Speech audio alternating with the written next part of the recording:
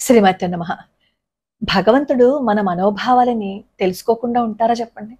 ఈ జగత్తుని ఏలే జగత్ రక్షకుడు మన మనోభావాలను తెలుసుకోకుండా ఉంటారా? మనం ఏంటి? మనం ఎలా ఉన్నాము? ఇవన్నీ ఆయనకి తెలుసు కదా. మనం ఎవరినైనా మోసం చేయొచ్చు, కానీ భగవంతుణ్ణి మాత్రం ఎప్పటికీ మోసం చేయలేం. ఆయన కళ్ళు మనం కప్పలేం.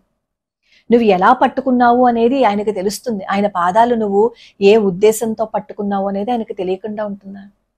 కానీ ఒక్కసారి ఆయన పాదాలు పట్టుకోవటం మొదలు పెడితే, నీలో ఎంత ద్వేషమున్నా, కోపమున్నా, అసూయన్నా ఒక్కసారి ఆయన పాదాలు పట్టుకోవటం మొదలు పెడితే వెంటనే నీ మనసులో మార్పు వస్తుంది. అగ్నికి దహనం చేసే లక్షణం ఉంది. మన మనసులో ఉన్న ఈ ద్వేషాగ్నికి కూడా దహనం చేసే శక్తి ఎవరికుంది? భగవంతుడి పాదాలకి ఉంది. భగవంతుడి పాదాలు పట్టుకుంటే అవన్నీ దహనం అయిపోతాయి. ఈరోజు శుక్రవారం కదా, నేను సర్వమంగళ అమ్మవారి ఆలయం గురించి చెప్తూ ఉంటాను కదా. 2 సంవత్సరాల నుంచి మనం ఈ ఛానల్లో సర్వమంగళ అమ్మవారి ఆలయం గురించి చెప్తూనే ఉన్నాను. అయితే నాకు ఈమెయిల్లో ఒక ఆయన రాసిందనమాట. ఆ అబ్బాయి బీటెక్ చదువుతున్నాడు. ఆ అబ్బాయి నాకు రాసిన విషయం ఏంటంటే, నేను తాడేపల్లిగూడెంలోనే ఉంటానమ్మా, బీటెక్ చదువుతున్నాను నేను. కానీ నా కుటుంబం ఎన్ని ఇబ్బందులని ఫేస్ చేసింది అంటే నేను మాటల్లో చెప్పలేను. పుట్టిన దగ్గర నుంచి మా అమ్మ మా నాన్న అమ్మవారి పూజలు చేస్తూనే ఉన్నారు. నేను కళ్ళు తెరిచిన క్షణం నుంచి మా ఇంట్లో ఏ ఒక్క రోజు కూడా అమ్మవారి పాదాలు వదిలింది లేదు. అయినా సరే కష్టాలు, బాధలు ఇవన్నీ తరుముకుంటూనే వస్తున్నాయి. ఆఖరికి మేము కట్టుకున్న ఇల్లు కూడా అమ్మేశాము. నాకు ఇంక అప్పటి నుంచి అమ్మవారికి నమస్కారం పెట్టాలి అని అనిపించలేదు. నేను అమ్మవారికి దూరం అయిపోవాలని అనుకున్నాను. కానీ ప్రతిరోజు నేను ఏం చేసేవాడిని అంటే, పాలు పోయించుకోవడానికి వెళ్ళేవాడిని. నేను వెళ్ళేది అంటే మా ఇంటికి పాలు పోయించుకోవడానికి వెళ్ళే దారి మధ్యలోనే అమ్మవారి ఆలయం ఉంటుంది. నేను అమ్మవారిని అలా చూసుకుంటూ రోజు నువ్వేం శక్తి ఉంది నీకు, నీకేం శక్తి లేదు, ఉంటే మా కష్టాలు తీర్చేసేదానివి కదా అనుకుంటూ నేను వెళ్ళేవాడిని. ప్రతి మంగళవారం అక్కడికి వచ్చి వాళ్ళందరినీ చూసి, ఒక రాయిని పూజించడం కోసం వచ్చారా, రాతి లాంటి మనసు, ఆవిడకి మనసు ఎక్కడుంది అని చెప్పి ప్రతి మంగళవారం కూడా ఆ జనాలందరినీ చూసి, అసలు ఇంతగా ప్రమోట్ చేసేస్తోంది ఆవిడ, ఏం మహిమలు ఉన్నాయి, ఏం లేవు కదా, అంత ప్రమోట్ చేయడం అవసరం అని చెప్పి నేను అమ్మవారిని తిట్టుకోవడంతో పాటుగా నేను మిమ్మల్ని కూడా అనుకునేవాడిని. ఒక రోజు నాకు విపరీతమైన కోపం వచ్చేసింది. ఎందుకంటే మేము కట్టుకున్న ఇంటిని మేమేమో అమ్మేయవలసి వచ్చింది. ఆ ఇంటిని కొనుక్కున్న వాళ్ళేమో వెంటనే ఖాళీ చేసేయాలని చెప్పన్నారు. నాకు ఇంకా బాధేసేసి ఆ రోజు మంగళవారం సాయంత్రం నేనేం చేశాను అంటే, సైకిల్ అక్కడ ఆపేసి లోపలికి వెళ్ళాను. చాలా మంది ఉన్నారు. లోపలేమో లలితా సహస్రనామ స్తోత్రం అవి చదువుతోంది, అమ్మవారి నర్చన జరుగుతోంది. అక్కడ నేనేమో నిలబడి నేను కోపంతో అక్కడ నేను కూర్చొని కూడా కూర్చోలేదు. అసలు నువ్వు ఉన్నావా? నీకు మేము పడుతున్న ఇబ్బందులు ఏమైనా కనిపిస్తున్నాయా? నీకేం కనిపించటం లేదు. ఇంతమంది అనవసరంగా నీ దగ్గరకు వచ్చి పూజలు చేస్తున్నారని చెప్పి నేను అమ్మవారిని దూషించేసి నేను వెళ్ళిపోయాను. అది మొదలు ప్రతిరోజు నా కోపం తీర్చుకోవటం కోసం అమ్మవారి ఆలయానికి వెళ్ళి పనిగట్టుకుని వెళ్ళేవాడిని. వెళ్ళి అమ్మవారిని అక్కడ దూషణ చేసేసి వచ్చేసేవాడిని. అలా నేను ప్రతిరోజు అమ్మవారి దగ్గరికి వెళ్ళడం, అమ్మవారిని తిట్టుకోవడం, నేను వచ్చేయడం అలా జరిగింది. ఒక రోజు ఎందుకో నాకే తెలియకుండా నేను అమ్మవారి ముందు ఏడ్చేశాను. ఎందుకు ఏడుస్తున్నానో కూడా నాకు తెలియదు. బహుశా నేను అప్పటి వరకు తప్పు అని తెలిసినా కూడా నాకున్న కష్టాల వల్ల అమ్మని నేను నిందించాను కదా, ఆ అపరాధనా భావం నా మనసులో ఉండిపోయిందేమో, అందుకే నేను అలా ఏడ్చేశానేమో, నాకే తెలియకుండా ఏడ్చేశాను. ఇంటికి వెళ్ళిపోయాను. ఇంటికి వెళ్ళేసరికేమో ఇల్లు ఖాళీ చేసేయాలన్నారు. అప్పటికప్పుడు మేము చాలా పాత ఇంట్లోకి వెళ్ళిపోయాము. ఎంత వైభవంగా బ్రతికామో మా భర్తకు ఒక్కసారి నేల మీదకి వచ్చేసిందని అనిపించింది. అక్కడికి వెళ్ళిన తర్వాత మరింత కోపం పెరిగిపోయింది నాకు. ఇంకెప్పటికీ అమ్మవారి పూజ చేయకూడదని అనుకున్నాను. ఎవరైనా పూజలు చేస్తే కూడా వాళ్ళని తిట్టేవాడిని. పూజలు చేస్తావేంటి, రాతిని నువ్వు పూజిస్తున్నావు, మనసు లేని అమ్మను పూజిస్తున్నావు అని చెప్పి ఎవరితో చెప్పినా గానీ నేనేమో అమ్మవారిని తలుచుకుంటేనే నేను తిట్టేవాడిని. కానీ ఏ రోజు ఎవరికి నేను అన్యాయం చేయలేదు, ఎవరికి ఇబ్బంది పెట్టలేదు. నేను ఎలా ఉండాలో నా వ్యక్తిత్వాన్ని ఎప్పుడు చంపుకోకుండానే ఉన్నానమ్మా. కానీ నాకు అమ్మవారంటే కోపం వచ్చేసింది. అలా ఏడ్చి వచ్చేసిన తర్వాత దాదాపుగా ఒక 3 నెలల తర్వాత ఆ అబ్బాయికి మంచి ఉద్యోగం వచ్చిందట.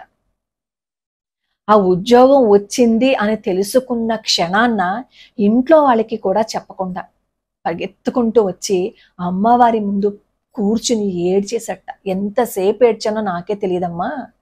ఏడ్చి ఏడ్చి ఏడ్చి ఇంకా నా కన్నీళ్లు ఆవిరైపోయిన తర్వాత నేను ఇంటికి వెళ్ళి అప్పుడు చెప్పాను అమ్మా నాన్నకి. అమ్మా నాన్న సంతోషించారు. అప్పుడు అన్నారు, చూసావా, మన కర్మ తీరే వరకు మనం సహనంగా ఉండాలి. ఆ సహనంగా ఉంటే ఆ తర్వాత వచ్చే ప్రతిఫలం ఎంత అద్భుతంగా ఉంటుంది అంటే నీకు ఉద్యోగం వచ్చినట్లు అని అమ్మ నాన్న చెప్పారు. నాకు అప్పుడు అనిపించింది, నిజమే కదా, మనం చేసుకున్నవన్నీ ఎక్కడికి పోతే అది మంచైనా చెడైనా మనతోనే వస్తుంది కదా అని చెప్పి నాకు అప్పుడు అర్థమైందమ్మా. నేను మిమ్మల్ని కూడా నేను తిట్టుకున్నాను, నన్ను క్షమించండి అమ్మా, నేను చాలా తప్పు చేశాను. నేను కావాలని మీ వీడియోస్ వినేవాడిని, కావాలని ఆలయానికి వెళ్ళేవాడిని, మిమ్మల్ని తిట్టుకునేవాడిని, అమ్మవారిని తిట్టుకునేవాడిని. నాకు మీరు ప్రతిసారి చెప్తూ ఉంటారు భగవత్ నింద చేయకండి, భగవత్ నింద చేయకండి అని. అయినా సరే మీరు చెప్తున్న కొద్దీ నేను చేసేవాడిని. కానీ మరి ఆ రోజు నాకు ఎందుకు జరిగిందో నాకు తెలియదు, కానీ నా బాధ అంతా బయటకు వచ్చేసరికి నేను ఏడ్చానమ్మా. ఈ రోజు నేను చాలా అద్భుతంగానే ఉన్నాను. ఇంటిని మళ్ళీ తిరిగి కొనుక్కోలేకపోయాను, కానీ ఏదో ఒక రోజు నేను ఇల్లు కొని మా అమ్మ వాళ్ళకి నేను బహుమతిగా ఇస్తాను. నా కష్టాలన్నీ గట్టెక్కిపోయాయమ్మా. ఎప్పటికీ నేను అమ్మవారి పాదాలు వదలను, మీకు ఎప్పటికీ నేను కృతజ్ఞత చూపిస్తూనే ఉంటాను అని అన్నారు. దానికి నేనే కారణం చెప్పండి? కాదు, అమ్మ కారణం. ఏ భావనతో అయితే మాత్రం అమ్మవారి పాదాలు పట్టుకున్నాడు, కావాలని అమ్మవారిని చూసి వచ్చేవారు. ఆ ఆరాలోకి వెళ్తే మనం అమ్మవారి అనుగ్రహానికి ఎలా పాత్రులం అవుతాము అనేది ఆ అబ్బాయి సంఘటనే ఒక ఉదాహరణ. అందుకే నేను ఎప్పుడు చెప్తూ ఉంటాను, ఆలయానికి వెళ్ళండి, దర్శించుకోండి, వేద ప్రోక్తంగా ఎక్కడైతే అర్చన జరుగుతుందో అక్కడ శక్తి ఉంటుంది అని. సరే, ఇది నాకు ఆ అబ్బాయి చెప్పిన తర్వాత ఒక అద్భుతమైన విషయం గుర్తుకొచ్చింది. అదేంటంటే, అఫ్ కోర్స్ ఈ అబ్బాయి కోపంతో అమ్మవారిని వెళ్ళి దూషించి వచ్చాడు అని అనుకోండి, కానీ ఇప్పుడు మీకు నేను చెప్పబోయేది ఏంటంటే ప్రేమతో భగవంతుణ్ణి ఎలా ఆకట్టుకుంటారు అని. ఒక సాలాబేగ్ గాని, ఒక బలరాం దాస్ గాని, వీళ్ళు ఎవరైనా సరే ప్రేమతో భగవంతుణ్ణి వశం చేసేసుకున్నారు. భగవంతుడు మనం ప్రేమ చూపిస్తే ఎందుకు వశం అయిపోతాడో తెలుసా కృష్ణ పరమాత్మ? ప్రేమకి నిర్వచనం రాధమ్మ. ఎంత ప్రేమమూర్తి అంటే రాధమ్మ.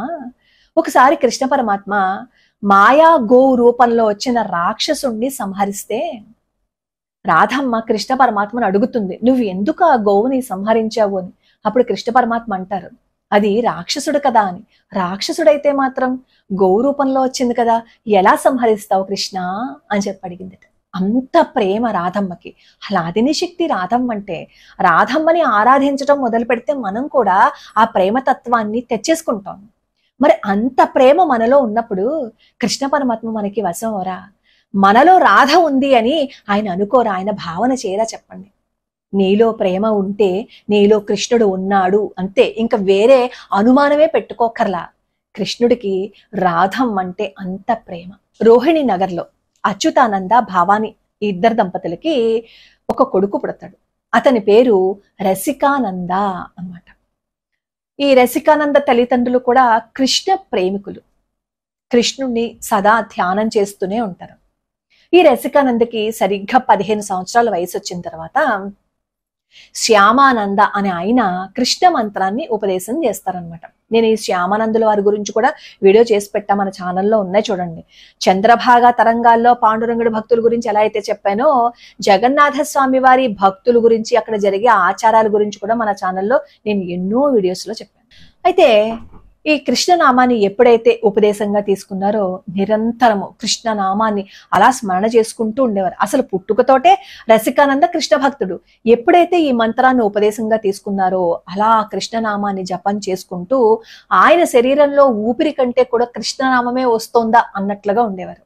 ఆయన అప్పటి బాణాసోర్ని పరిపాలించే బైద్యనాథ్ గంజ్ అనే ఒక రాజు ఆస్థానంలో పనిచేసేవారు అనమాట. ఆ రాజు దగ్గర అహ్మద్ బేగ్ అనే ఒక సుబేదారు కూడా ఉండేవాడు. ఆ సుబేదార్ ఏం చేసేవాడు? తన మతం గురించి వ్యాప్తి చేసుకుంటూ ఉండేవాడు. రసికానంద్ ఏం చేసేవారు? కృష్ణ మంత్రాన్ని ఉపదేశిస్తూ కృష్ణ ప్రేమ ఎలా ఉంటుంది, కృష్ణ నామం ఎంత మధురంగా ఉంటుంది, కృష్ణ నామ మహిమ ఏంటి అని అందరికీ చెప్తూ ఉండేవారు. ఆటోమేటిక్ గా నువ్వు ఎంత చెడుని ప్రచారం చేయాలని అనుకున్నా, నువ్వు ఎప్పుడు ఏ పాజిటివ్ ని పంపిస్తున్నావో ఈ నెగిటివ్ పోతుంది. అలాగే ఈ సుబేదార్ చేసిన ఆ కుటిల యత్నం కూడా ఫలించకుండా ఆ రాజ్యంలో ఉన్న వాళ్ళందరూ కృష్ణ భక్తులుగా మారిపోయారు. ఈ సుబేదార్ దగ్గర ఉంటారు కదా పనిచేసేవాళ్ళు, వాళ్ళందరూ అంటారు, చూసావా నీ ప్రయత్నాలు ఫలించలేదు, మనం ఇక్కడ ఉండలేము, ఇలా అయితే చూడు రసికానందేమో వాళ్ళ కృష్ణుడి నామాన్ని అందరికీ చెప్తున్నాడు, అందరూ కృష్ణ భక్తులుగా మారిపోతున్నారు, నువ్వు ఎలా అయినా సరే రసికానందని శిక్షించాలి అంటారు. ఇంకా కోపం వచ్చేస్తుంది సుబేదారికి రసికానంద మీద. వెంటనే ఆస్థానానికి రప్పించండి అంటాడు. రసికానంద ఆస్థానానికి వస్తారు.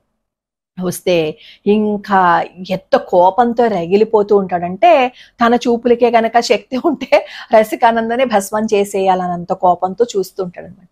ఇలా రండి అని పిలుస్తాడనమాట. వెంటనే ఈ రసికానంద నెమ్మదిగా నడుచుకుంటూ ఈ సింహాసనం దగ్గరికి వెళ్తారు. అక్కడ నుంచుని అహ్మద్ బేగ్ ఏదో చెప్పబోతుంటే అతని చెవిలో కృష్ణ మంత్రాన్ని చెప్తారు. అంతే. ఇప్పుడు నాగుపాము ముందు నాదస్వరం ఊదితే నాగుపాము మనకి ఆ నాదస్వరానికి అనుగుణంగానే అటు ఇటు వెళ్తారు ఊపుతుంది. అలాగా ఎప్పుడైతే కృష్ణ మంత్రాన్ని అతని చెవిలో ఈ రసికానంద చెప్పారో అతను కూడా నాదస్వరం విన్న నాగుపాములాగా తలాడించడం మొదలు పెట్టాడు అనమాట. అతను ఒక మదపు టేనుగులాగా ప్రవర్తించాడు అందరినీ తొక్కేయాలని. కానీ ఈ రసికానంద్ ఏం చేశారు, కృష్ణ మంత్రము అనే అంకుశంతో ఆ మదపు టేనుగుని ఈ రసికానంద అనే మావటివాడు అతన్ని అణిచేశాడు, అతని మదాన్ని అణిచేశాడు. కృష్ణనామం ఎప్పుడైతే విన్నాడో, ఎప్పుడైతే శాంతించేశాడో వెంటనే రసికానంద పాదాలు పట్టుకుని నేను తప్పు చేశాను, నన్ను క్షమించండి, నేను తెలియక తప్పు చేశాను అన్నారు. అది కృష్ణనామం యొక్క మహిమ. ఒకసారి వింటే చాలు, ఇంకా మనలో ఉన్న ద్వేషం అంతా పోతుంది. ఎవరి ఇంట్లో అయితే భార్యాభర్తల మధ్య గొడవలు వస్తాయో వాళ్ళు కృష్ణ మంత్రాన్ని జపం చేసుకుంటూ కృష్ణుడికి వెన్నని గనక నివేదనగా పెడితే ఆ భార్యాభర్తల మధ్య సఖ్యత ఉంటుంది అని చెప్తారు. కావాలంటే ఒకసారి మీరు ప్రయత్నం చేసి చూడండి. సరే, ఈ రసికానంద గోపి వల్లభపురానికి వచ్చేస్తారు. వచ్చేసిన తర్వాత ఆయనకి ఎలాగైనా సరే జగన్నాథుడిని చూడాలని కోరిక పుడుతుంది అనమాట. వెంటనే ఆయన కాలినడకన బయలుదేరిపోతారు. ఆయన కోరిక ఏంటి, ఈ గుడించే రోజు రథయాత్ర జరిగే రోజున స్వామివారిని చూడాలని. పాప ఆయన కాలినడకన వస్తున్నారు, జాజీపూరు ఇవన్నీ దాటుకుంటూ వస్తున్నారు. కానీ ఆయనకు అర్థమైపోయింది, నేను రథయాత్ర జరిగే సమయానికి నేను వెళ్ళలేను అని. ఆయన అప్పటికి ఎక్కడ ఉంటారు, తులసా చౌర్ అనే ప్రాంతంలో ఉంటారు. ఇంకా గుడించా దగ్గరికి వెళ్ళాలంటే, రథయాత్ర జరిగే చోటకి వెళ్ళాలంటే చాలా సమయం పడుతుంది. అక్కడి నుంచి ఆయన అంటారు, ఇదిగో జగన్నాథ, నేను వచ్చే వరకు నువ్వు కదిలావో నేను ఒప్పుకోను, నేను వచ్చిన తర్వాతే నువ్వు వెళ్ళాలి అంటారు. చూడండి, భగవంతుణ్ణి అలా క్వశ్చన్ చెయ్యాలి అంటే ఈ రసికానందలో ఎంత ప్రేమ ఉండాలి, ఎంత ఆయన మీద భక్తి ఉండాలి. మనం అంత కమాండింగ్ గా ఎవరితో మాట్లాడగలుగుతాం, మన అమ్మతో మాట్లాడగలుగుతాం, మన నాన్నతో మాట్లాడగలుగుతాం, మన ఇంట్లో వాళ్ళతో మాట్లాడగలుగుతాం, బయట వాళ్ళతో మాట్లాడగలుగుతామా? ఈ రసికానంద అలా జగన్నాథుడిని ఆర్డర్ వేసి మాట్లాడారు అంటే ఆ జగన్నాథుడిని ఏ విధంగా భావించుంటారు ఈ రసికానంద, ఒకసారి అర్థం చేసుకోండి. అంతే, ఆయన నెమ్మదిగా నడిచొస్తున్నారు. ఈలోపు ఈ గుడించా రథయాత్ర సాగుతుంది. సడన్ గా ఈ రథాలు ఆగిపోయాయి. నందిఘోష్తో పాటు మిగతా 2 రథాలు కూడా ఆగిపోయాయి. ఇంకా అందరూ జనం మూగిపోయారు. ఆ రథాలు ముందుకు వెళ్ళటం లేదు. గుర్రాలను తెప్పించారు, ఏనుగులను తెప్పించారు, ఎంత ప్రయత్నాలను చేసినా సరే ఆ రథాలు 3 కదలలేదు. ఆ రోజు రాత్రి ఆ గుడి పూజారి గారి కల్లో జగన్నాథుడు కనిపిస్తాడు. నా భక్తుడు తులసి చౌరా దగ్గర ఉన్నారు, వస్తాడు, అతను వస్తే తప్ప నా రథాలు కదలవు, నన్ను చూడాలనుకుంటున్నాడు, నా రథయాత్ర చూడాలనుకుంటున్నాడు, అతను వచ్చిన తర్వాత కదులుతాయని చెప్తారు. సరే, పొద్దున పరిగెత్తుకుంటూ రథాల దగ్గరికి ఆ పూజారి వచ్చేస్తాడు. ఈలోపు అంత దూరంలో రసికానంద కళ్ళలో నుంచి ఆనంద బాష్పాలు అన్నమాట. ఎందుకంటే అతను ఎక్కడో ఉండి చెప్పాడు, నేను వచ్చేదాకా నువ్వు కదలకు అని. అలా కదలకు అని అన్న మాటకి జగన్నాథుడి రథాలు అక్కడ ఆగిపోయాయి అంటే ఏ భక్తుడి మనసైనా ఎలా ఉంటుంది చెప్పండి. నా కోసం నువ్వు ఆగిపోయావా కన్నా అనుకుంటూ పరిగెత్తుకుంటూ వచ్చి అక్కడ సాష్టాంగం చేసి, కృష్ణ నువ్వు ఇక్కడి నుంచి కదిలయ్యా, జగన్నాథ ఇక్కడి నుంచి ఇప్పుడు కదులు, నా కోసం ఆగిపోయావు కదా, నీకు నేను ఏ సేవ చేశానయ్యా, నా కోసం, నా మాట కోసం నువ్వు ఇక్కడ నిజంగానే ఆగిపోయావు అని కళ్ళ నీళ్లు పెట్టుకుంటుంటే అక్కడ చుట్టూ అన్ని వేల మంది అక్కడ గుమ్మగుడినప్పుడు వాళ్ళందరూ కూడా ఏడ్చేశారు తెలుసా.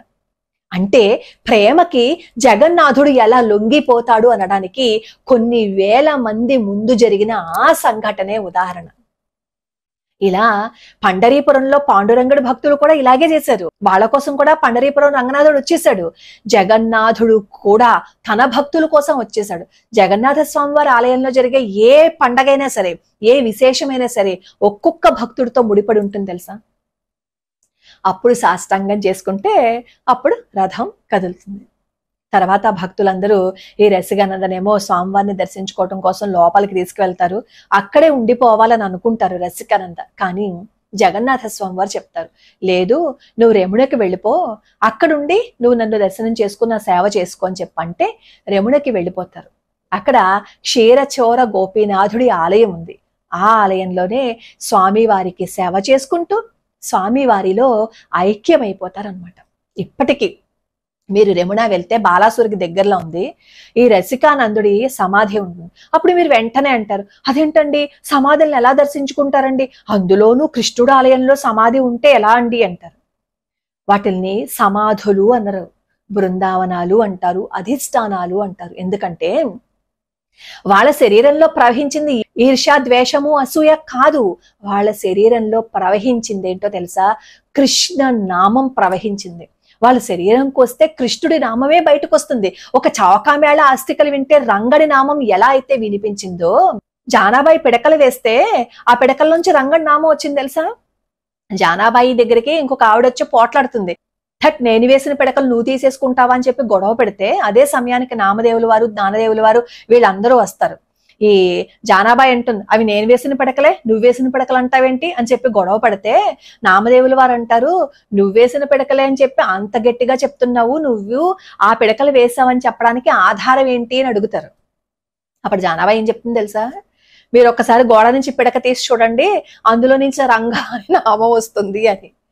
తీసి చూశారు, రంగా అని నామం వచ్చింది. అంటే ఏ పని చేసినా నువ్వు పూనికతో చేస్తే, ఏ పని చేసినా నువ్వు కృష్ణుడికి సమర్పణ చేస్తే కృష్ణుడు ఉంటాడు, నువ్వు ఎందులో ఏ పని చేసినా సరే.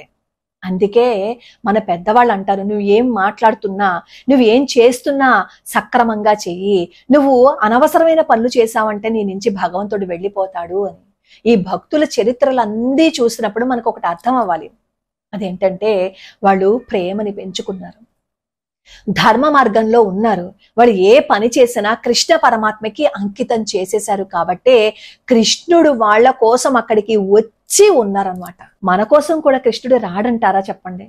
ఇప్పుడు ఆ సర్వమంగళ అమ్మవారి ఆలయంలో ఆ అబ్బాయికి అంత అనుగ్రహాన్ని చూపించారు అమ్మవారు. ఎందుకంటే ప్రతి క్షణం ద్వేషంతో అయినా సరే అమ్మవారిని తలుచుకుంటూ అమ్మవారి ఆలయానికి వెళ్తూ ఏడ్చాడు. అక్కడ తన మనసులో ఏముంది అనేది మనకి తెలియకపోవచ్చు, పైకి అతను తిట్టినట్లుగా మనకి కనిపించవచ్చు, కానీ అతని మనసులో పడిన బాధ, తపన అనేది అమ్మకి తెలుసు కదా. అందుకే అక్కడ ఆ అబ్బాయికి అమ్మవారు అనుగ్రహాన్ని చూపించారు.